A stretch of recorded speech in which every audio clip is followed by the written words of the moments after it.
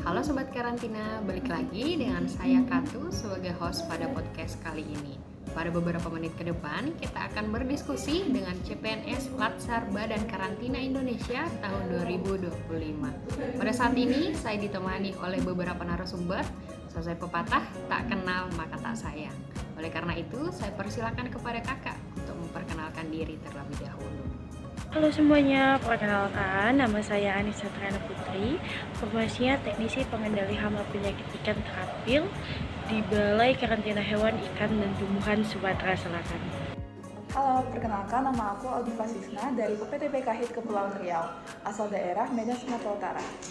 Hai, kenalin, namaku Dianita, aku dari BKHIT Bangka Belitung, jabatan Teknisi Pengendali Hama dan Penyakit Ikan Terampil. Halo, perkenalkan nama saya Hazlina Hasibuan dari UPT BKHIT Kepulauan Riau, asal dari Medan, Sumatera Utara. Oke, udah kenal nih. Langsung saja, pada saat ini kita akan membahas tentang visualisasi bahasa yang dapat menggugah rasa cinta tanah air. Menurut kakak, apa sih wawasan kebangsaan dan bela negara itu dan seberapa penting untuk kita miliki? Wawasan kebangsaan itu ibarat GPS buat kita sebagai orang Indonesia. Jadi kita tahu arah siapa kita, dari mana, dan mau kemana sebagai bangsa. Biar nggak gampang kebawa arus tren luar yang kadang bikin kita lupa jati diri sendiri. Nah, kalau bela negara itu bukan cuma urusan tentara, anak nongkrong, kreator konten, mahasiswa, pekerja, semua bisa bela negara. Caranya simple, nggak nyebar hoax, peduli lingkungan, bangga pakai produk lokal, atau sekedar jadi warga yang nggak cuek sama sekitar. Penting nggak? Penting banget, soalnya sekarang banyak hal yang bisa bikin kita lupa kalau Indonesia itu rumah. Kalau kita nggak rawat bareng-bareng, siapa lagi? Baik Kak Katu, terima kasih atas kesempatannya. Menurut saya, wawasan kebangsaan itu ialah pemahaman mendalam mengenai identitas, sejarah, budaya, dan nilai yang melekat dalam suatu bangsa. Adapun bela negara itu sendiri ialah sikap yang menunjukkan patriotisme dalam mempertahankan dan menunjukkan kecintaannya kepada negara. Nah, kenapa keduanya itu penting? Karena wawasan kebangsaan dapat membantu mewujudkan rasa cinta dan kebanggaan terhadap tanah air, serta komitmen untuk berkontribusi dalam memajukan negara. Wawasan kebangsaan bagi saya adalah cara pandang kita terhadap bangsa ini, bahwa Indonesia bukan sekedar tempat tinggal, tapi rumah besar yang dibangun dari keberagaman suku, agama, atau budaya, ras, dan bahasa.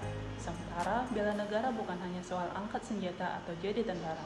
Bagi saya, bela negara adalah tentang berkontribusi untuk kebaikan bangsa sesuai peran masing-masing, bisa lewat bekerja dengan jujur, belajar dengan tekun, menjaga lingkungan, atau menyebarkan kebaikan di masyarakat.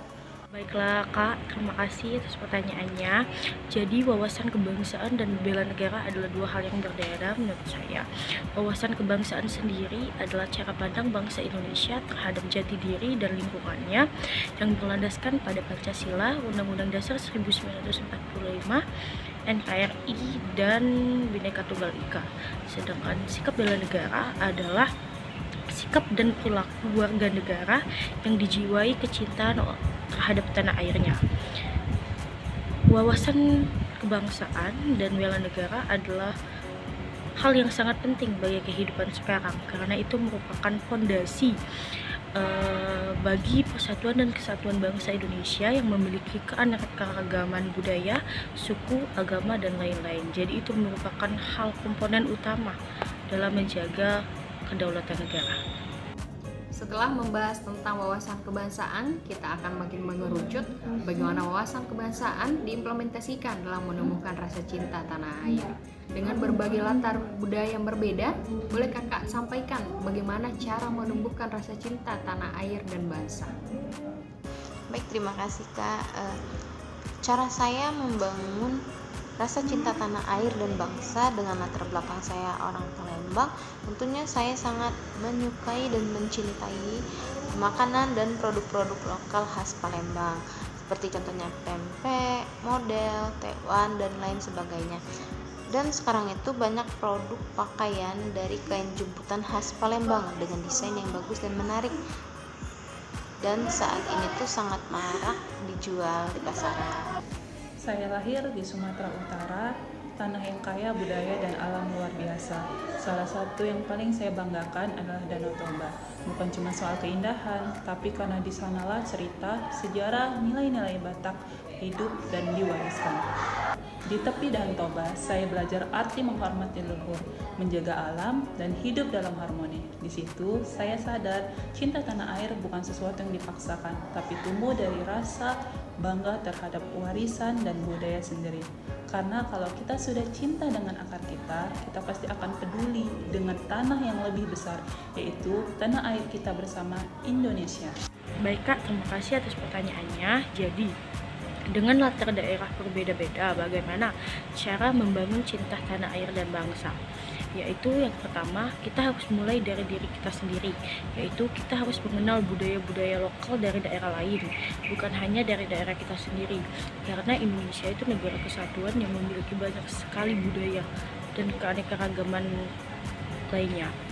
Yang kedua, yaitu melibatkan diri dalam kegiatan-kegiatan kebudayaan seperti festival kebudayaan atau yang lainnya.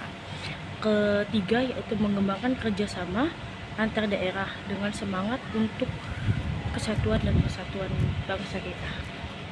Indonesia terdiri dari beragam suku, bahasa, dan budaya, tapi justru dari keberagaman itulah tumbuh kekuatan.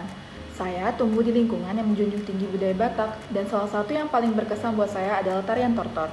Dulu saya pikir tortor itu cuma tarian adat yang wajib di acara keluarga besar, tapi makin kesini saya sadar tortor bukan sekadar gerakan, ada nilai kebersamaan, penghormatan kepada leluhur, dan semangat persatuan di dalamnya. Tortor mengajarkan saya untuk bangga jadi bagian dari bangsa yang kaya budaya. Lewat gerakan yang serempak dan iringan gondang, saya merasa terhubung bukan cuma dengan sesama orang Batak, tapi juga dengan identitas Indonesia yang beragam. Dan menurut saya, rasa cinta tanah air bisa tumbuh dari situ, dari mengenal, mencintai, lalu menjaga budaya sendiri. Karena kalau bukan kita yang melestarikan, siapa lagi? Dan lewat hal-hal seperti tortor, kita bisa tunjukkan ke dunia bahwa Indonesia punya warisan budaya yang keren yang patut dibanggakan.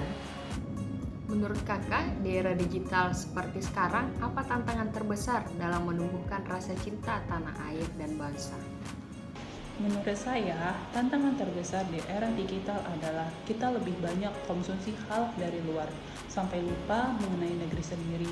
Budaya asing kita hafal, tapi budaya lokal kita lupakan. Cinta tanah air tuh nggak bisa tumbuh kalau kita sendiri nggak kenal.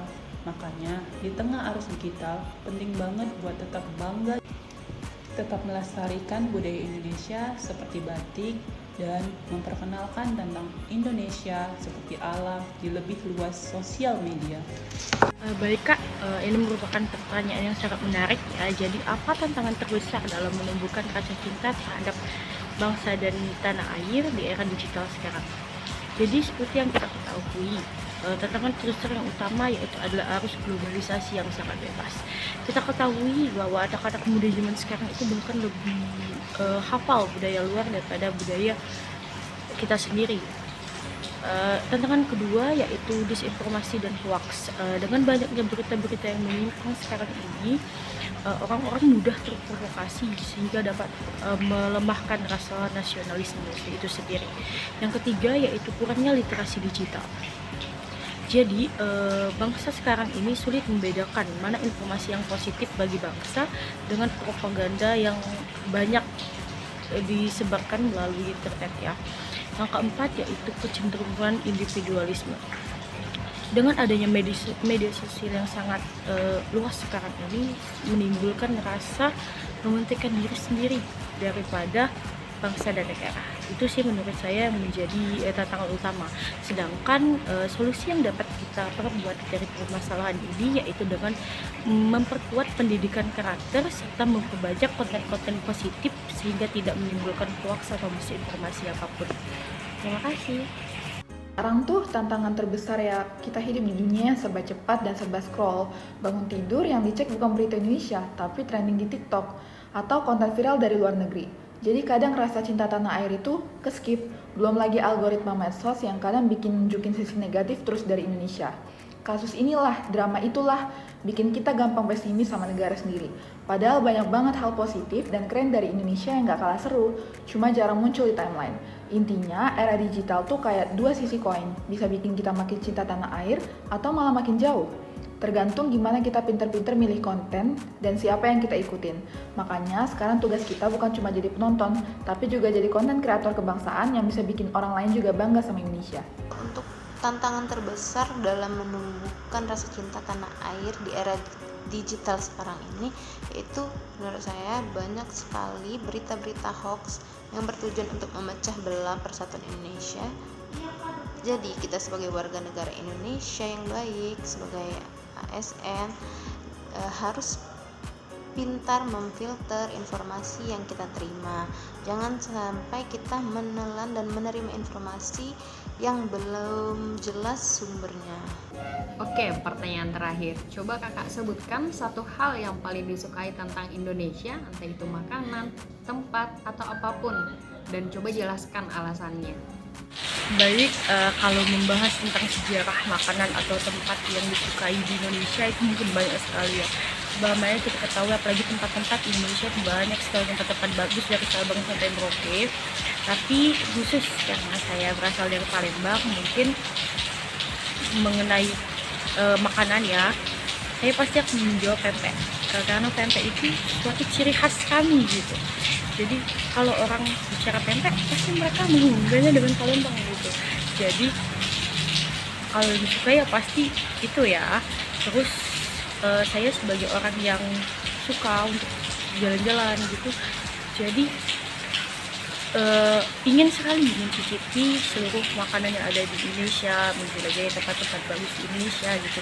Yaitu itu menimbulkan rasa keingintahuan saya untuk menjelajahi Indonesia itu sendiri. Terima kasih. Saya pribadi sangat suka sejarah perjuangan kemerdekaan Indonesia. Setiap kali membaca kisah tentang perjuangan pemuda-pemuda di masa Sumpah Pemuda atau perlawanan gerilya para pahlawan, saya merasa bersyukur dan tersentuh karena mereka bertaruh nyawa, sementara kita hari ini tinggal meneruskan dan merawat hasilnya. Oke, kalau ngomongin hal yang sangat saya sukai dari Indonesia, pertama pasti makanan. Nah, makanan favorit saya itu sendiri yaitu pempek khas Palembang. Seperti yang kita ketahui bahwa Indonesia itu merupakan negara kepulauan yang pastinya memiliki banyak kepulauan dan pantai-pantai yang bagus. Nah, jadi tempat yang paling saya sukai yaitu pantai yang berada di Kepulauan Bangka Belitung. Karena pantai di Bangka Belitung itu sendiri masih asli dan terjaga. Satu hal yang paling saya suka dari Indonesia adalah tempat-tempat alamnya yang sangat indah seperti Danau Toba, Candi Borobudur, Raja Ampat, dan lainnya. Bukan cuma karena indah, tapi karena di sana saya merasa tenang, merasa pulang, udara segar, danau luas, perbukitan hijau, tempat bersejarah. Semua itu bikin saya sadar, Indonesia nggak kalah indah dari luar negeri. Tempat-tempat seperti itu bikin saya makin cinta sama tanah air. Karena kita punya surga, kita cuma berhenti sejenak dan melihat. Orang mancanegara saja suka dan bangga, masa kita yang memiliki tidak?